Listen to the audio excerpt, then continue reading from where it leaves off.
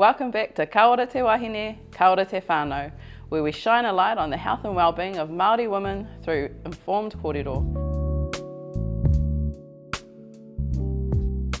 Today we're talking about menopause, a natural phase of life that many women go through yet remains surrounded by misconceptions. Menopause typically occurs between ages 45 to 55, but symptoms can start earlier. By understanding menopause better and supporting each other, we can navigate this phase with confidence and strength. With us today, we've got Auntie Rangiru here, Auntie Sweetie, Kia ora. and Mikey. Kia ora. This is going to be a great kōrero whānau. We're talking about something that may not have impacted us yet. Thank you. And may have already happened. What is menopause? I can remember being called the change of life.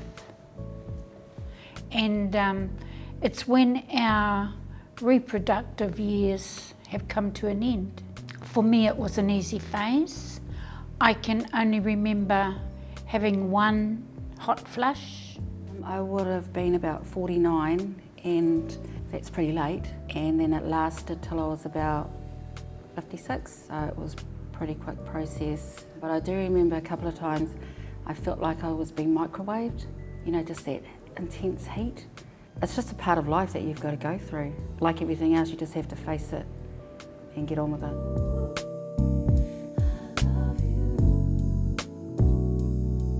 Talking about it and being aware becomes really important. So what are some tips that we can share with whānau around taking that tapu away from this kaupapa? You could see the doctor.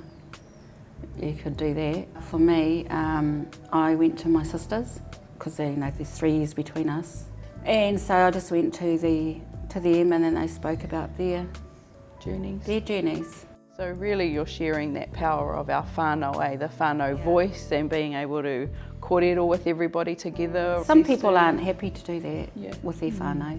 Do you think it's your role now to share with everybody, this is what's going to happen to you? Everyone is different and it affects people different.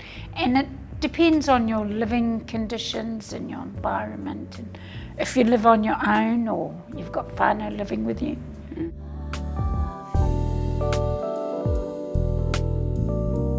You mentioned something a little bit earlier about a bit of a hui you went to at Takapuahia Marae, and you had someone sharing an aid that could help. The event was a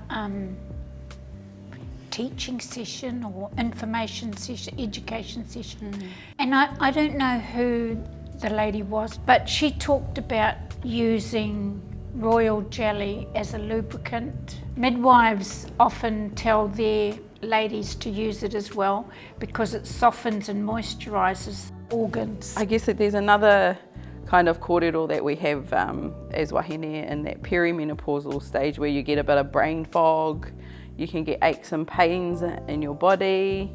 You know, like it's really around understanding and maybe listening to our tinana.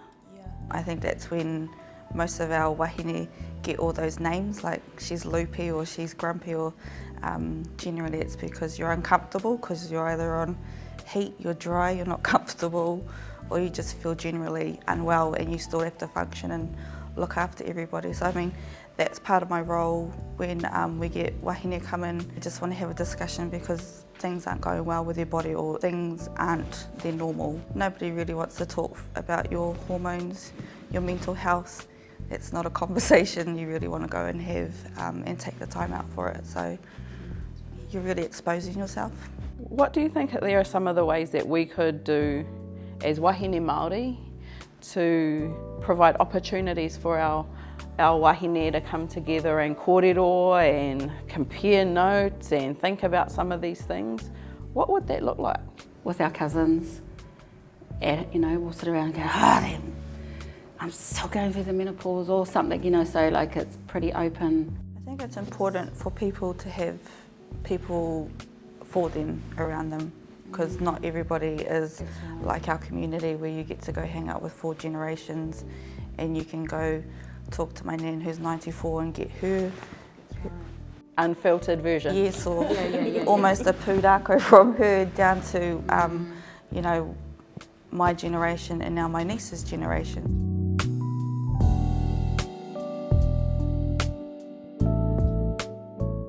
were talking a bit about aches and pains and having to get the magnesium spray or the magnesium pills.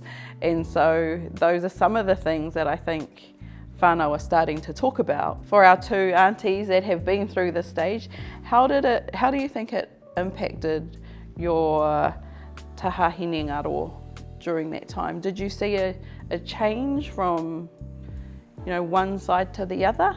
I put on a bit of weight. Probably me too. I found a lot more people that I met, they retracted from socialising. A lot of them stayed home, which made their mental health worse because they weren't getting out.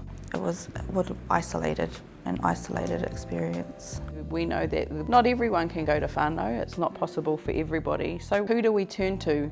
Normally it probably would start at your GP and they'll do the process of elimination. I think at home we're very fortunate where we've got our community, our kaumātua hui, our rongo practitioners. Most of our people go down to the marae when there's activities and catch up. Yeah, there's a lot of mātauranga there, eh? Yeah.